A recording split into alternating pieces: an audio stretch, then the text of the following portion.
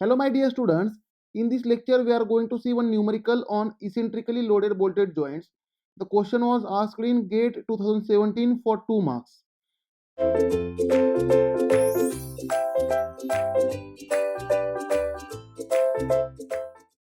The question is, a steel plate connected to a fixed channel using 3 identical bolts A, B and C carries a load of 6 kN as shown in figure. See here there is a channel.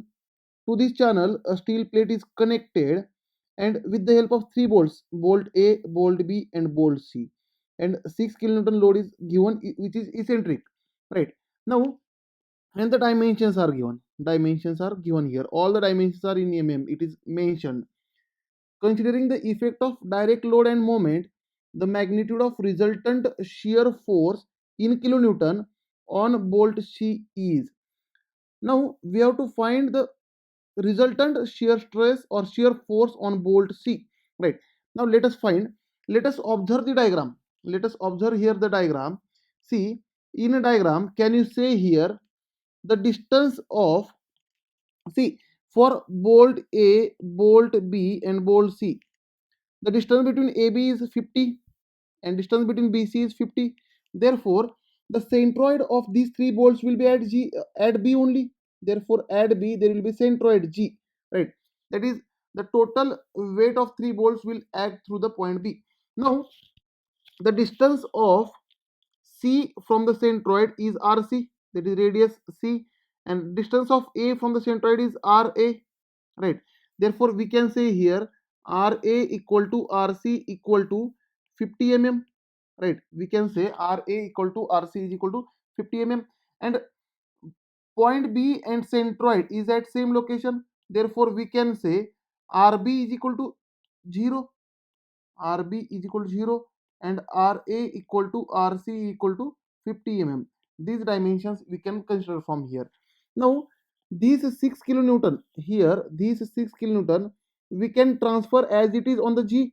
If I transfer the 6 kilonewton on the G, 6 kilonewton as it is, then moment created by this 6 kilonewton, that is in clockwise direction, this moment also we have to transfer, and this moment about G is acting as a torque.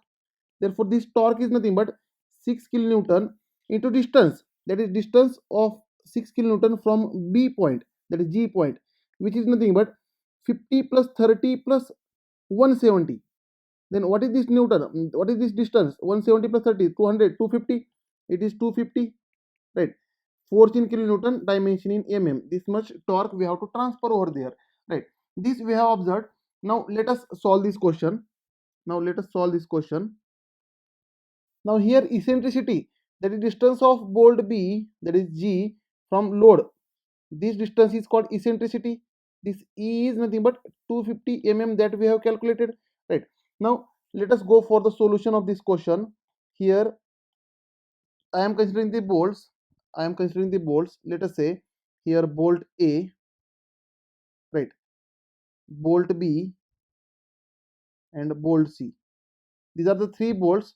Now here distance between, this is a center is B and this is a C bolt. Now the distance between A and B is 50 mm, that we know, and G is center of these bolts is at B, that is B is nothing but G. Therefore, from B to A bolt, this distance is called RA, which is nothing but 50 mm. From G to C, the distance is called RC, radius of C, which is again 50 mm, and RB is equal to 0. Distance of B from the G is 0. Right. Now the load is transferred at the center as it is. Therefore, this 6 kilonewton is transferred at center, as well as the torque created by this. Torque is in clockwise direction, which is nothing but T. Right. This torque is nothing but, 6 into 250 kilonewton mm, right? And force P is 6 kilonewton. Now to resist this primary loading, or to resist for this primary shear load 6 kilonewton, there will be primary shear load in all the bolts, which is nothing but, there will be P S in C, there will be primary shear load in B. There will be primary shear load in A, PSA. Right. Now, can I say this PSA, primary shear load in A, is equal to P primary shear load in B is equal to primary shear load in C is equal to total load divided by number of bolts, that is number of bolts are 3, which is nothing but 6 divided by 3, which is nothing but 2 kilonewton. Therefore, primary shear load in all is 2 kilonewton, that we have calculated. Now our target is to find secondary shear load. Now secondary shear load is perpendicular to the radius. Now here if you see, radius of C is this, RC, right, and radius of A is this, RA. Now this clockwise torque we have to cancel, then we have to apply anti-clockwise torque. We have to apply anti-clockwise torque perpendicular to radius. Now therefore there will be a secondary shear load also. There will be a secondary shear load in C. To cancel this clockwise, there will be anti-clockwise, which is nothing but PSC dash. This is secondary shear load, right? Now see, PSC dash is creating anti-clockwise. Therefore at A also there must be an anti-clockwise. Therefore anti-clockwise, PSA dash. Now as B and G are at same location, there will be no secondary shear load on B, because the distance of RB is 0 only na. Therefore there will be no secondary shear load on B. Now therefore how to calculate primary secondary shear load? That is PS dash is equal to KR, right? Therefore if I want to find PSC dash, then I have to use KRC, right? Where K is nothing but constant, which is nothing but K is nothing but constant, which is nothing but P into E divided by R1 square, that is RC square plus RA square plus RB square here in this case. Therefore put this, therefore PSC dash is equal to K is nothing but P into E, which is nothing but torque, right? P into E divided by RA square plus RB square plus RC square into RC, which is nothing but equal to P is 6 into E is 250 into RC. RC is 50 divided by RA is 50 square plus RB is 0 square plus RC is 50 square. Now calculate this. If I calculate for this, then answer for this secondary shear load will be equal to 15 kilonewton. 15 kilonewton. This will be the secondary shear load on bolt C. Now see, concentrate on bolt C now only. The question is to find a magnitude of shear load on bolt C. If I see bolt C, on C, primary shear load PSC is acting in upward direction, as well as secondary shear load, which is nothing but PSC dash, also acting in upward direction. Therefore resultant load on C, that is PC, is equal to, can I say, I can add them together, as both are going in upward direction, we can directly add them. Therefore which is nothing but PSC plus PSC dash, which is nothing but 2 plus 15, which is nothing but 17 kilonewton in upward direction. In upward direction. This is your answer. Therefore, for this question, your answer is option C. Look at the option C. Option C is correct choice. Now, again, in the same question, if they ask you what is the resultant load on bolt A. Now, if I concentrate on bolt A, see, on bolt A, primary shear load is going up, which is nothing but 2 kilonewton, and secondary shear load, that is PSA dash, is going downward. Now, that secondary shear load PSA dash we have to calculate. Therefore, we can say PSA dash is equal to K into RA, sorry, K into RA, because it is a secondary shear load on bolt A.